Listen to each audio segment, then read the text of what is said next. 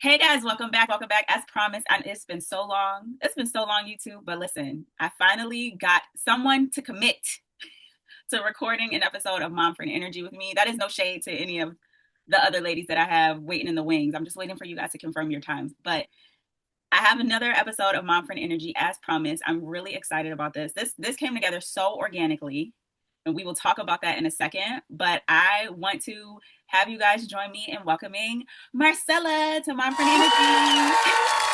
Thank you so much for having me. I'm so excited to be here and chat with you and your community. Thank you so much for inviting me. I can't wait to get started and have our conversation just flow and everybody get a chance to know how we connected. I'm so grateful and happy to be here. I'm so happy. Well, I'm grateful that you agreed to be here. Mhm. So I am gonna really let you do most of the talking, but it's a great story on how we connected that has to be shared. Um, as with, I would say, like for the past couple of years, they say it's like hard to meet people in adulthood, Mhm. but I have been finding that TikTok is bringing me my people, right? Like I just Mhm. feel like I'm just being my authentic self, just posting, sharing sentiments, sharing just different things, stories, anecdotes. Mhm. I have connected with some really amazing, of course, doulas. I feel like I have sisters all over the country that I've never met in person, but Mhm. just like women that have just been like, cool, I'm a birth worker too.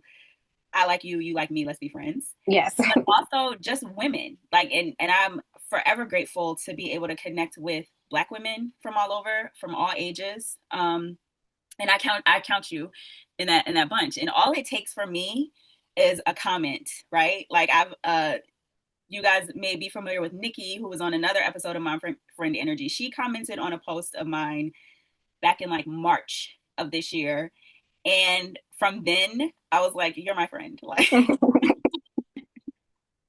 and that's how it's been. And for you, so I'm gonna while we're talking about it, I am going to have the post up here on the screen for you guys. But back in, it wasn't even that long ago, September, and Mhm. we've spoken like one on one like this a couple of weeks ago, just to be like, can you be on my friend energy, please? Let me tell you what it's about because I really like you. So I posted. Sometimes you guys, I'll do like morning posts, targeted to the moms, working moms, just moms in general, and a lot of times it has a lot to do with what I'm going through in the moment, or just personal reflections for myself. And I don't know, like I guess like once a month, right? Like they call it the luteal phase. I don't know why I can't say that word. I just lose my mind for a little bit, right? Like the hormones are crazy. They say it's like PMS, but PMS is not like our only phase of our cycle. Mhm. And I made these affirmations that you guys are going to see on your screen, and it really is like what you say to yourself and how you feel when you are in that space of being overstimulated. From my personal experience, I am a single mom. I speak about that pretty frequently on here on the platform. Um, Overstimulated, overwhelmed, and it's not just like motherhood stuff. It's just life stuff. Like Mhm. it's just as an adult, just we grew up. We were sold a dream that it was going to be so much fun to be grown. And Yes. Yes, for sure. I couldn't wait.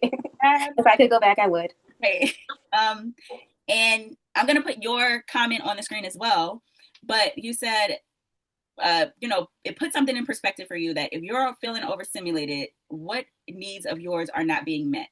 So let's try to meet these before I like add more stuff onto the to-do list, which for a lot of us, we can relate to that. And that is really the crux of why I created this, right? Outside of being Dana the doula and being a birth worker who wants to support and protect and advocate for women, I also want us to protect ourselves, right? And Mhm. all the work that I'm doing to protect other women, I have not mastered yet in every area how to be good to myself, Mhm. a Dana, the separate entity outside of being the mom, outside of all the life, all the stuff that life throws at you, because it's always going to, no matter what, it's always going to be something. And that's not to sound like, like negative, but it's just always just how you deal with it. But when everything is boiled down, like on your last day, all I have is me. To like I have to preserve myself, and it is important for me, but it's also important for me raising a a little Black woman, I Mhm. want her to understand, like I want her to see that example of like you don't win a prize by being like, oh, my mom spread herself so thin and she just like sacrificed all of herself to take care of everybody else. She worried about herself last.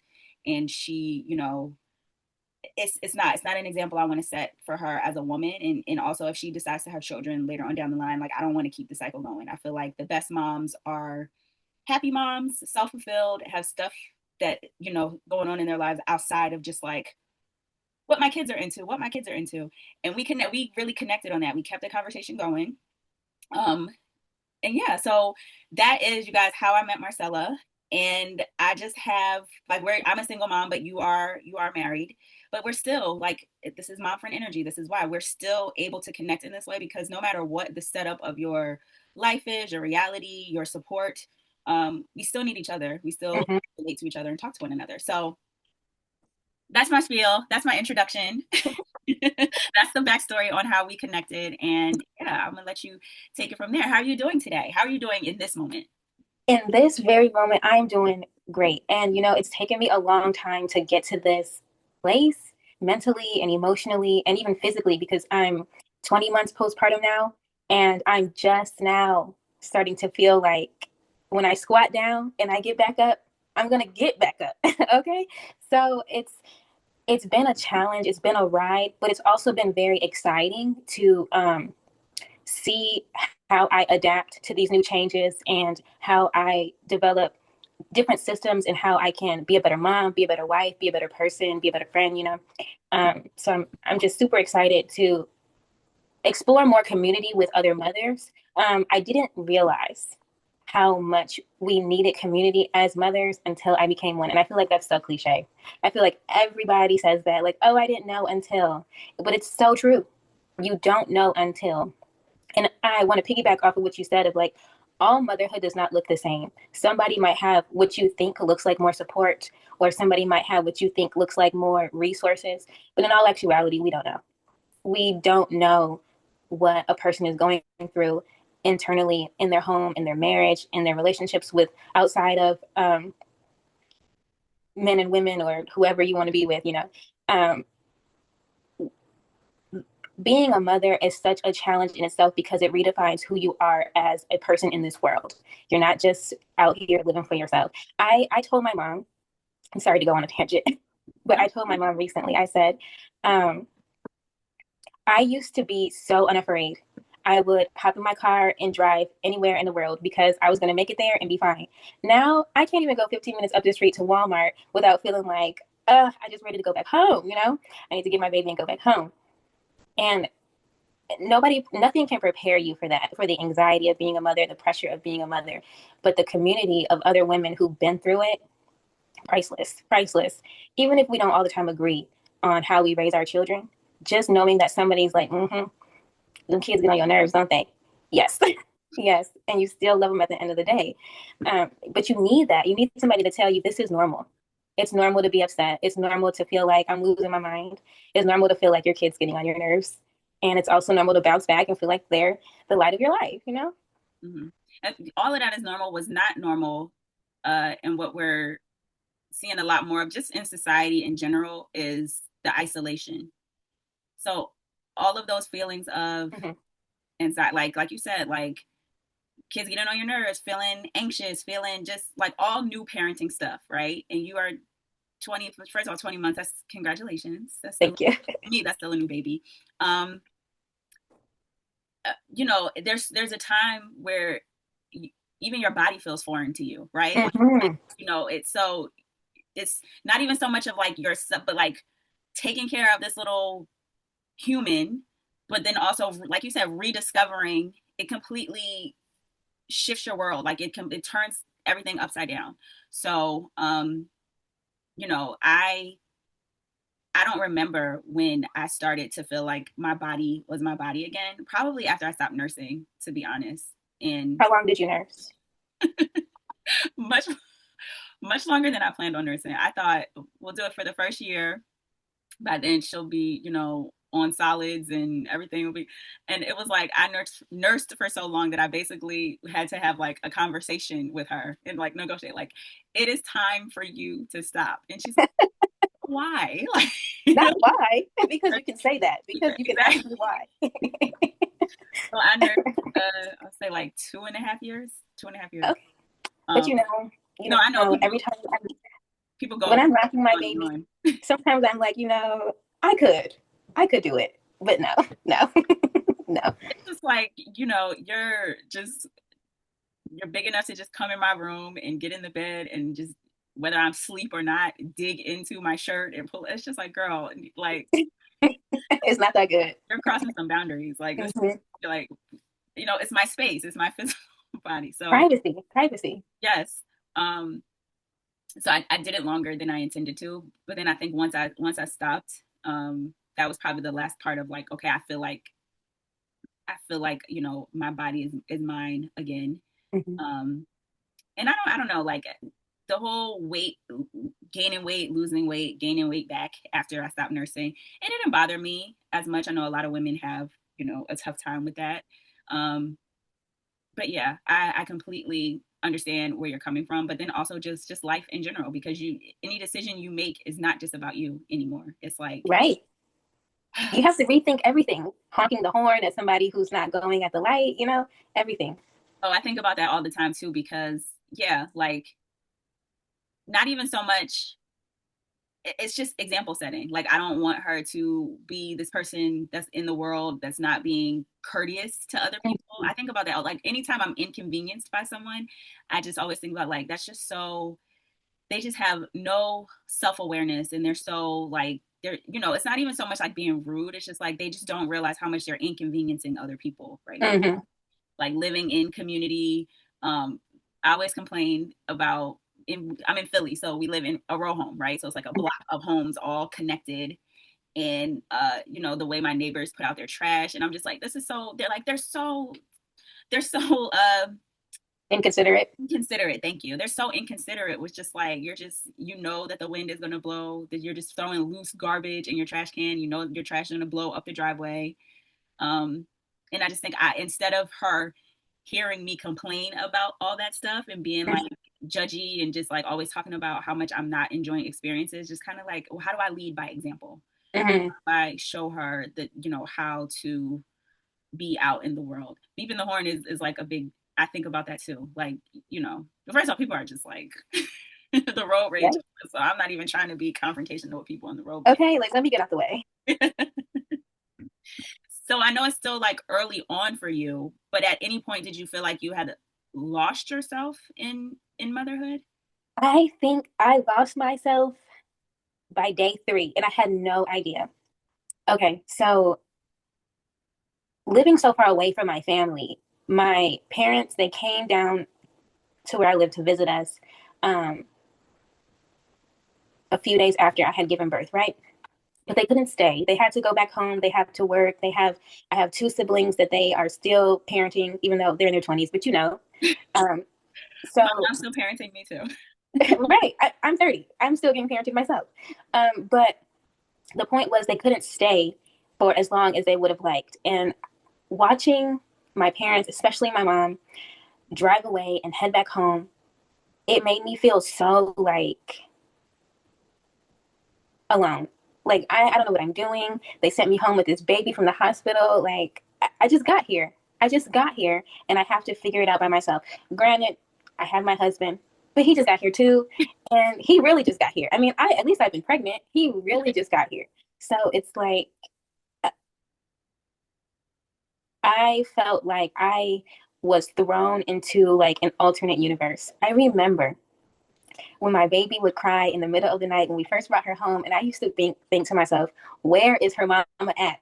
Where is her mama at? Like, somebody come get this baby, take her home. This crying is too much. And I had to realize, like, look, girl, you are the mama. And it was so wild. Okay. So, but I didn't realize that I was slowly slipping into a state of like complete fog. Like, I don't know my left from my right, my up from my down. I'm just going through the motions. We have to eat, so this is breakfast. We have to get dressed, so these are our clothes. We have to go to the doctor's office, so we're getting in the car. Like, nothing was happening because I wanted it to. It was happening out of obligation. Mm-hmm. Now, fast forward to 15 months, so what, like 6 months, 4 months ago now, I'm like, I have been a devoted disciple to the church of my child for too long. I remember I was in the bathroom and I'm trying to put a shower caddy in the shower, and it would not tighten.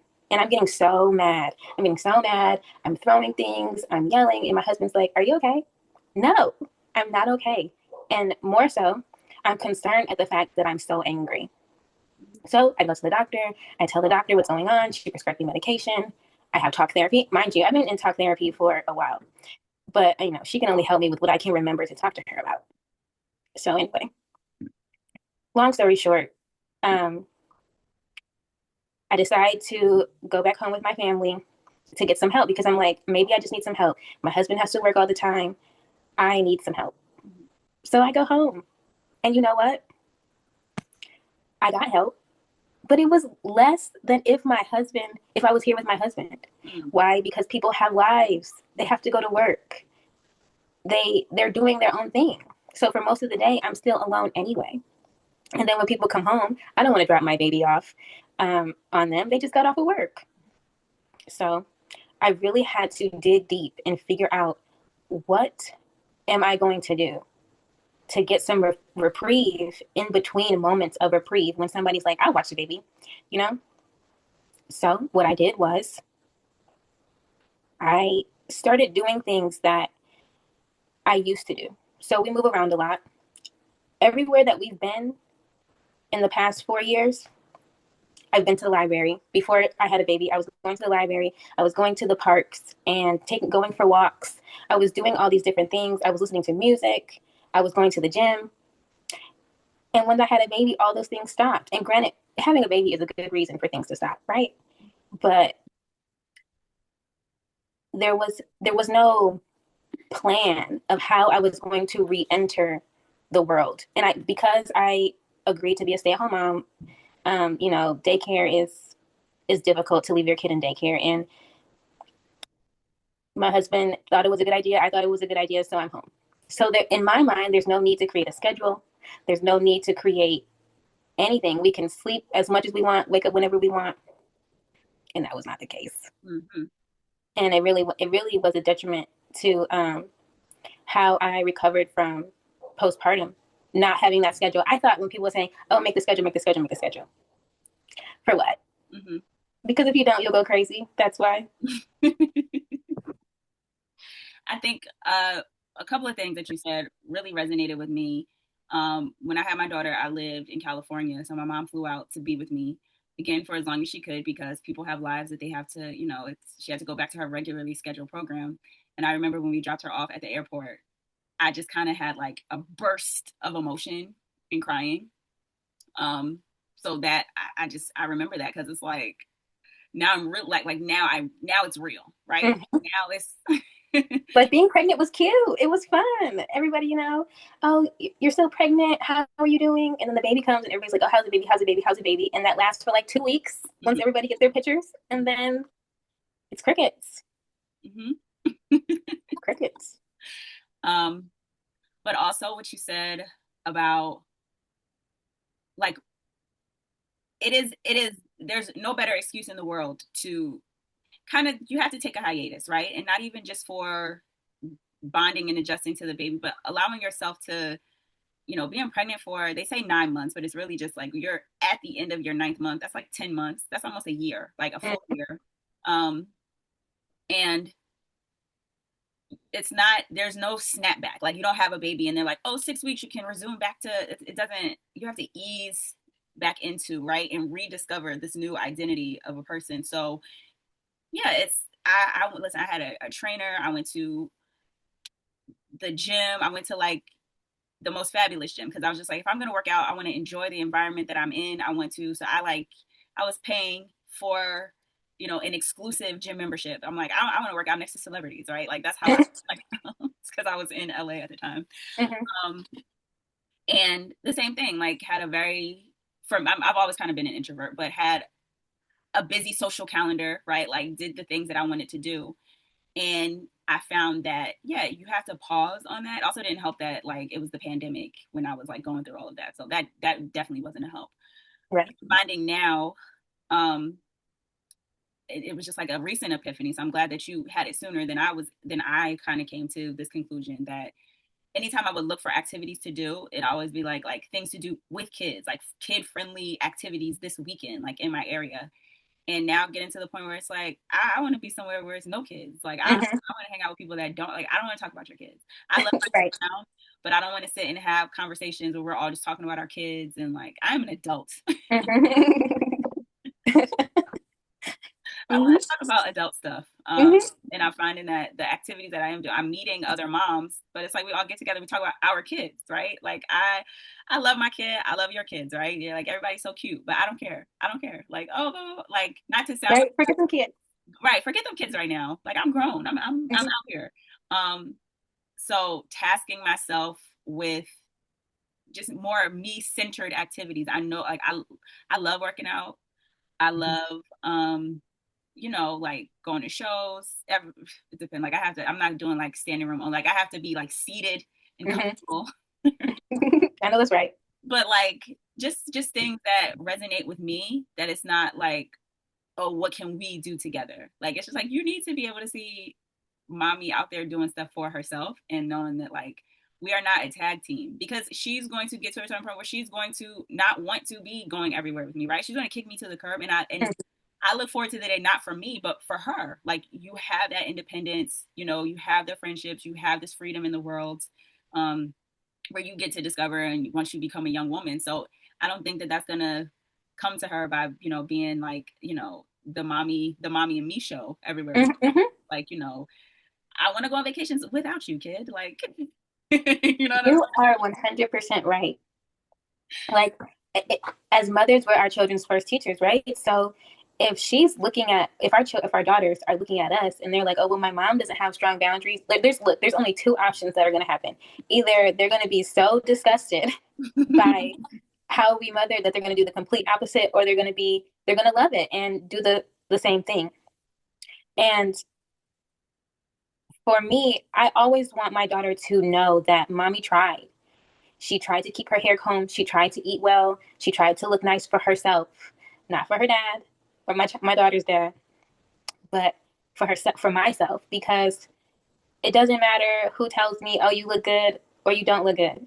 The only opinion that matters is mine, because I'm the only one who has to live my life.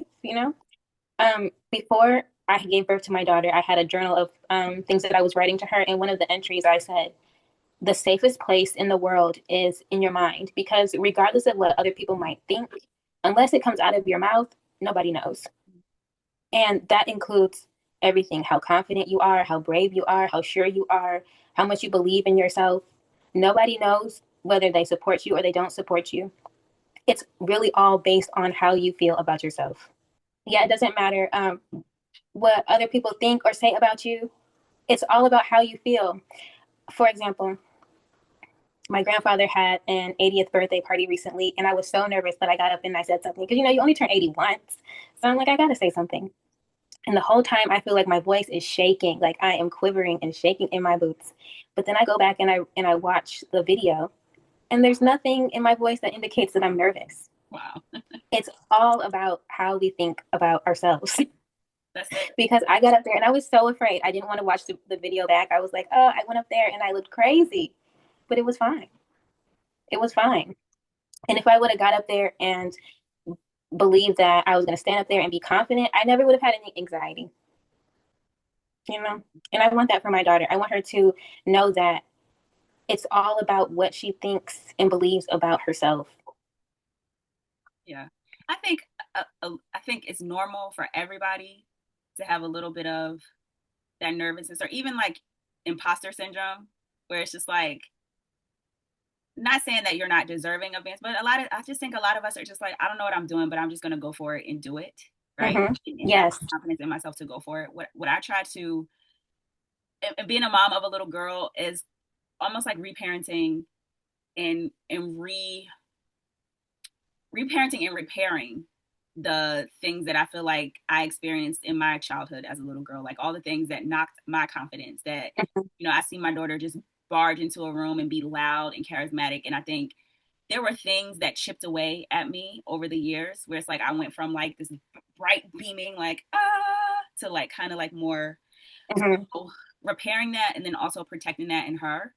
So reminding her that everybody's not going to love it, but that doesn't mean you should stop. And also, like all the feeling of nervousness, just knowing that like there's no one above or below you to make you feel like you have to be scared of Mm-hmm. seeing yourself or being your true self, because the right people will connect with you, right? It might be hard. It's supposed to be hard, and like we're supposed to have to navigate and find the right, because you have to weed out who your people are. So I mean, she's 4. We have so many friendship lessons ahead of us, I'm sure. But like I'm sure. You know, I get that a lot too. Of like, she's not even 2. She's not even 2. But listen, I can't wait. I cannot wait until my baby is 12, and now we're having conversations. No, I'm building her. I'm molding her. I'm giving her the tools that she needs before she gets to the point of needing them. She's sharpening her tools before she gets to that point. People don't get it. They don't get it. They don't. And like I think the difference in the generations of parenting and kind of what was like acceptable is also why a lot of us right now feel overwhelmed and overstimulated, because a lot of setting boundaries you learn as a child, especially as a young woman, is like not polite or not very ladylike, right? Or like, you know, like as a little kid, the obligation to, you know, oh, it's family, give everybody, make sure you go give everybody a hug, make sure you do Mm-hmm. certain Mm-hmm. things are very energy draining, especially for Yeah. me. I am not like, I can work a room, I honestly can, but I can't do it very often. Mm-hmm. You know, like I have my, like I'm on today. I can, hey, Yes. how you doing, right? Yes. And then sometimes I enter a room and I just be like, hi, right? Like, Mm-hmm. and I'm so aware of the magnetism of my energy, because I like I'm aware of that. So it, it used to be like a guilty feeling, but also why is it that I feel so overstimulated and overwhelmed, right? Like I cannot. So just even she doesn't understand it right now, but at least her earliest memories, one day she'll have an aha moment like, oh, that's what my mom was talking about when I said, Right. It happens to us all the time. hey, you're not in trouble. I just need you to stop touching me right now. Like, you're not in trouble. You did nothing wrong. I love you so much. And I always says, there's nothing that you can do. There's no mistake that you can make. There's like nothing that you can do that would ever stop me from loving you. But get away from me. But I need you to get out of my room. Yes, please. Please. And Like, I, not to cut you off, but I had the same kind of thought of like, man, I was driving down the road one day and somebody else was watching my daughter, so I didn't have to, keep checking. Like, is she breathing? Is she okay? Um, and I was thinking to myself, like, nobody prepares you, especially if you like being alone.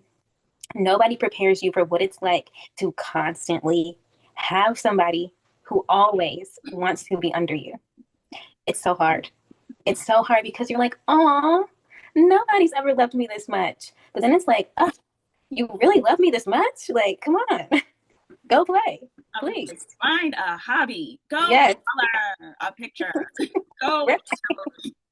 Right. And it really confuses me, especially because, like I told my husband, I said, when I was a kid, I could play by myself for hours. I didn't need anybody to come talk to me. If you did come talk to me, I'm wondering what you're bothering me for.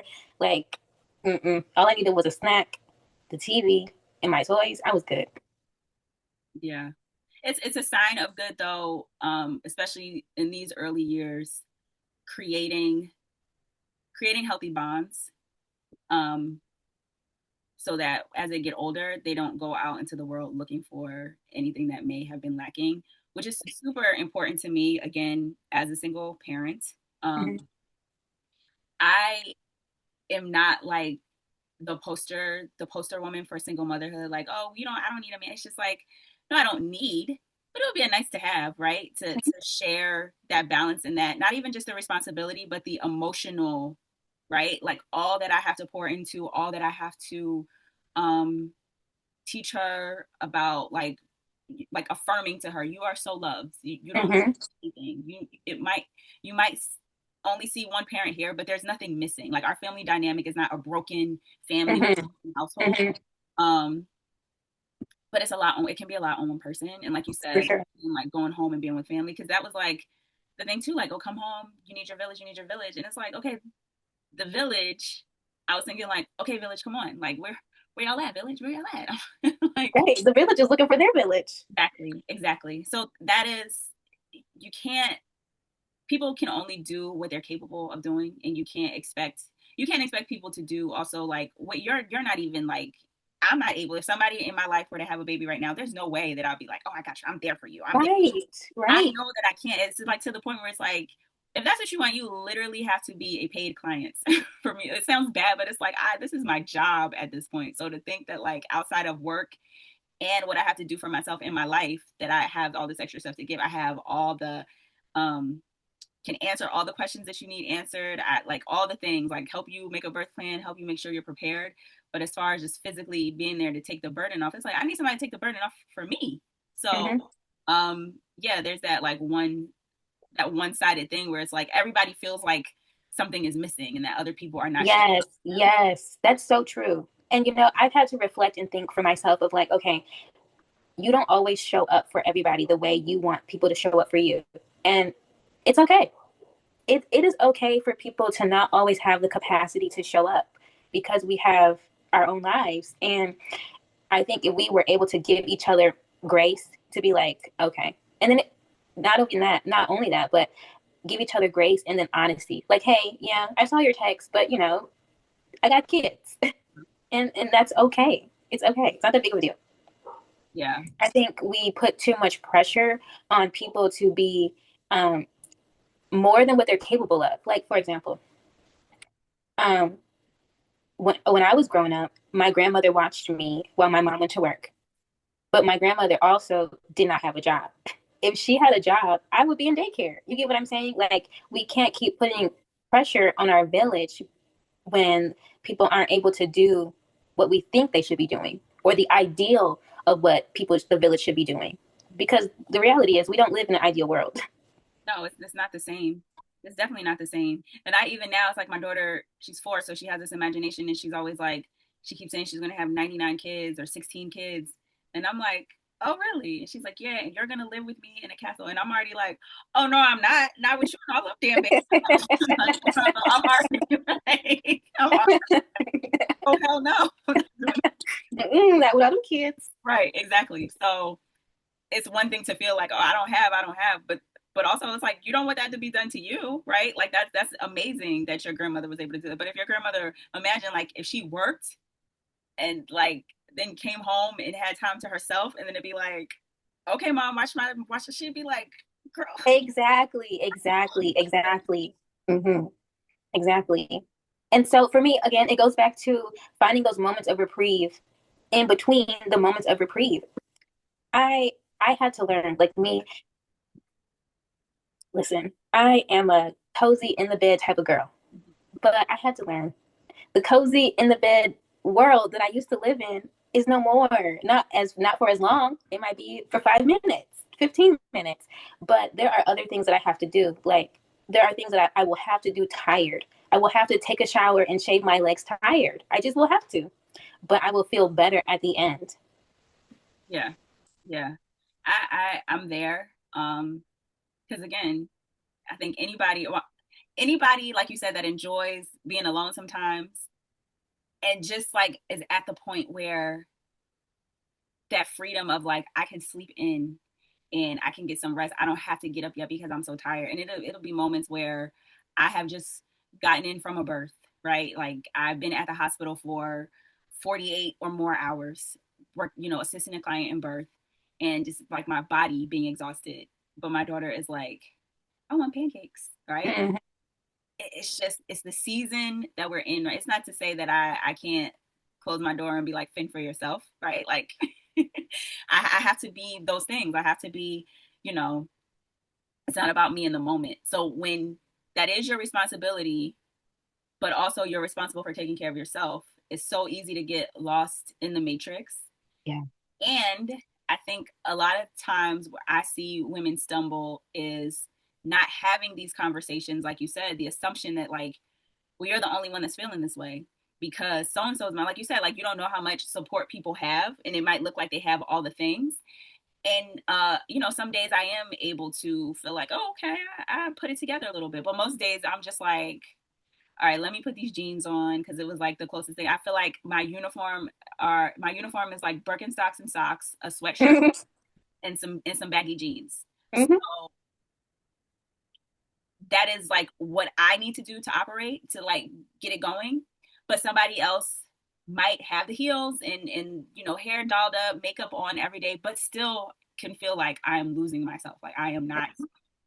So not just to look and assume, but I think what is helpful for all of us is to have these conversations. You as a mom who is just like, you know, you are still almost 2 years in. I'm almost 5 years into it, but we all arrive at our epiphanies at different times, right? Like, Hmm. right. But having the conversations and being honest and not just seeing this filtered, you know, mom content creator social media version of it where it's like as soon as they turn off the phone and the ring camera, they're like, you know, collapsing on the couch. Like it has to take so much energy to, and I agree, like a routine is important, a schedule. I always talk about this with my clients that book me for my virtual sessions with clients.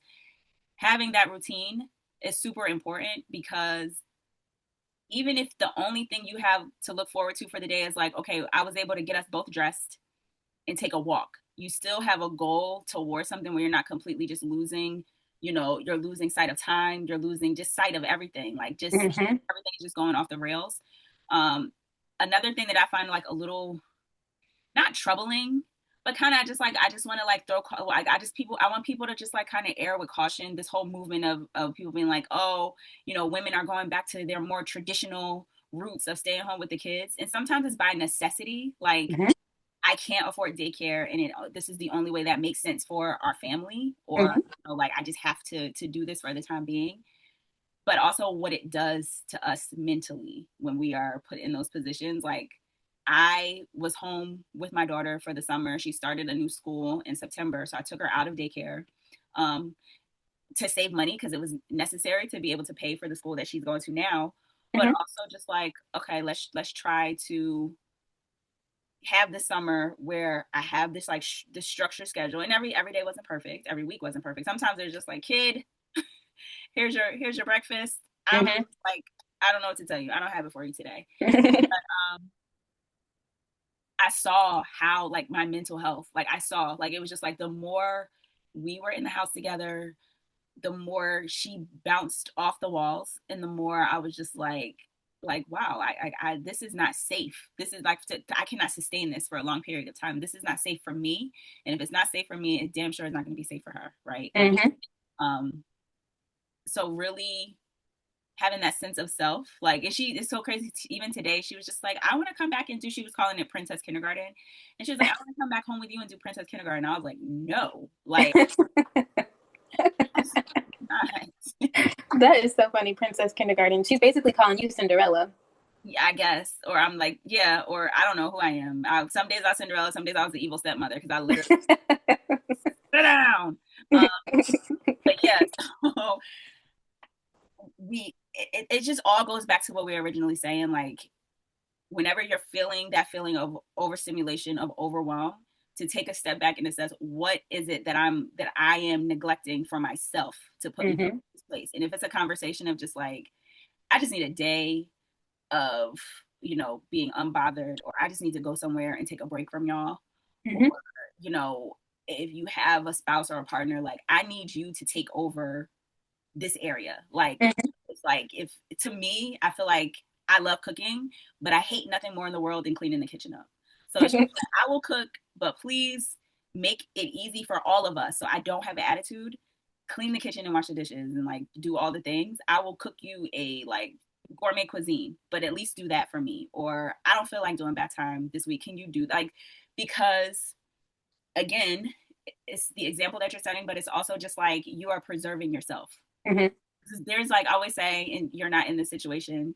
of course, because you're married, but it's like when I meet men and like, the reverence that they have for their mom is like based on how self-deprecating she was and how much she sacrificed. My mom didn't eat to make sure. Mm-hmm. And I'm like, oh hell no, because that's what Right.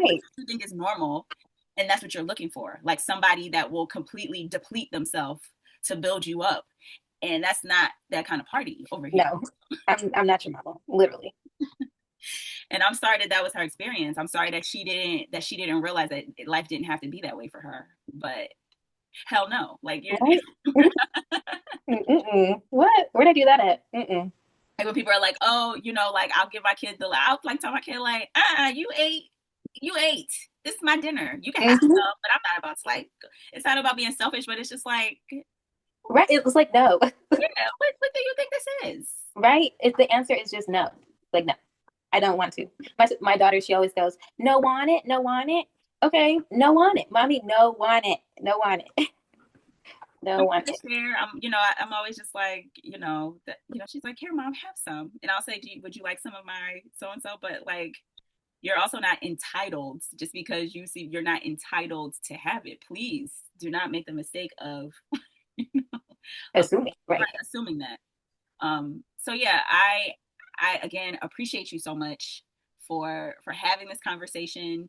I know it will resonate absolutely, and it I hope so. resonated with me. So you're 20 months postpartum, right? Yes.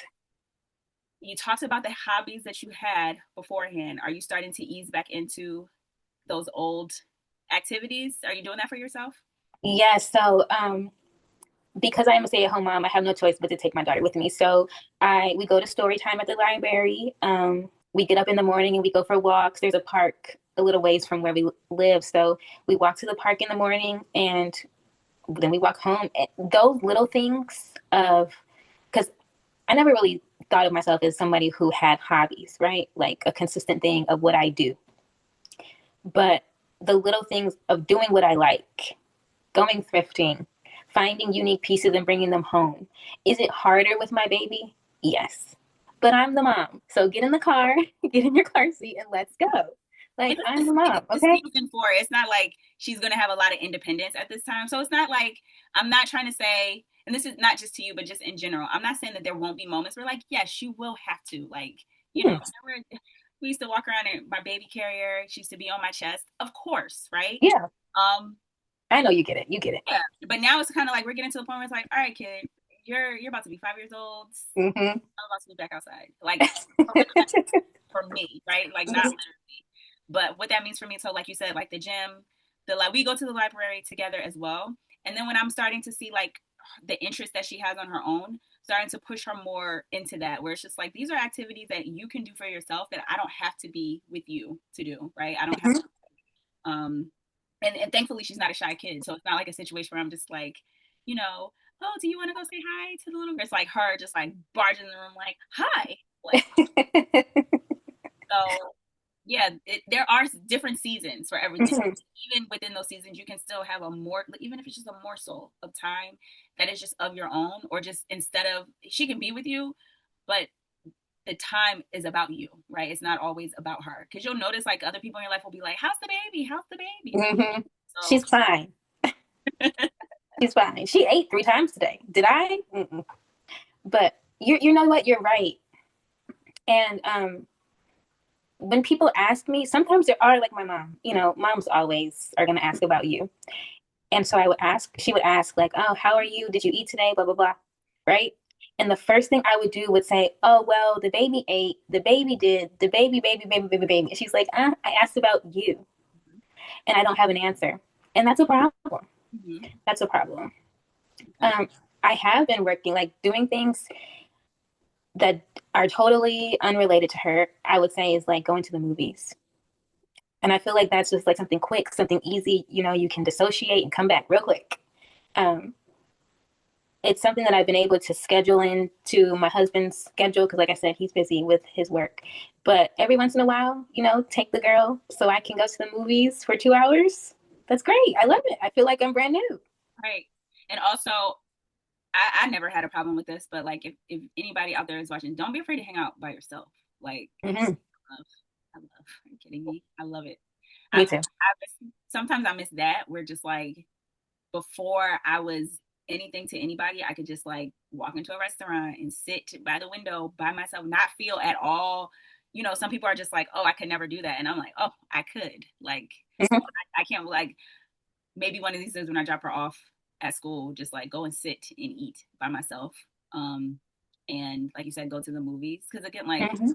when was the last time I've seen an adult movie in the movie theater? I have no idea. Like, And the movie theater is open all day, and it's cheaper during the matinee. right, right. The last movie we So saw, you do things when you can. right. Last movie we saw was like the Gabby Dollhouse movie. And I'm like, I'm looking at my phone like, when is this over? When is this You over? are hilarious. You are hilarious. Yes. So, Marcella, this was amazing. Do you have any like closing thoughts, closing words that you want to share with the Mom Friend Energy community? I just want to tell everybody that you can do it. You're the mom. What you say goes. Don't let these kids rule you.